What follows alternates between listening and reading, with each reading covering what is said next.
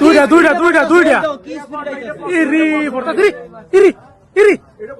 এক কেন পড়ছে পয়সা লিয়া ওটা পড়ছে